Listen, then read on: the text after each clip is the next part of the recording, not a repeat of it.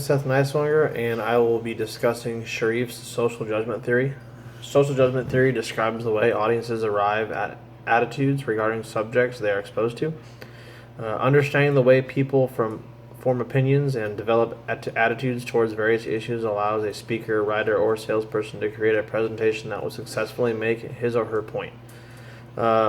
Muzar Sharif describes the way people form opinions the instant they are exposed to the ideas as the subconscious sorting of ideas that occurs the instant of the perception.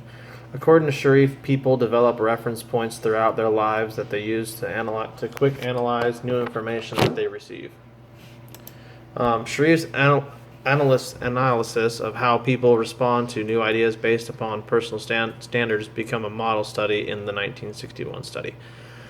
During a period of time when there was much thought and discussion about personality and attitude change, social judgment theory came about as Sharif attempted to refine the ideas of Egon Brunswick, a fellow psychologist whose probabilistic functionalism states that an organism must learn to rely upon uncertain information about the world. Sharif's social judgment theory goes beyond probabilistic functionalism, saying that it is not a probability-based strategy, but a lifetime of experience that we use to form an instant opinion. Sharif's view is that as we live, we form attitudes that we use to judge the future experiences we will have.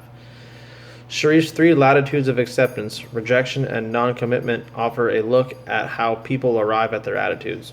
Latitude of acceptances is a range of ideas that a person sees as acceptable. Latitude of rejection is a range of ideas that a person sees as objectional. Latitude of non-commitment is a range of ideas that a person is neutral about. Understanding these latitudes would allow a salesperson to work around rejection areas to create a successful presentation. Social judgment theory falls within the socio-psychology tradition, a tradition known for studying the background of persuasion and attitude change.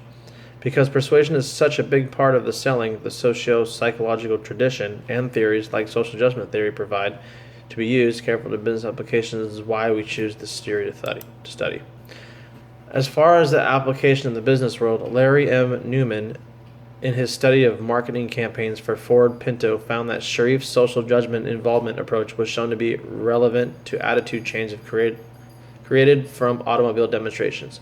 Harsh Verma points out that the message in the advertising is critical and that negative words about a competitor can work against you rather than in your favor.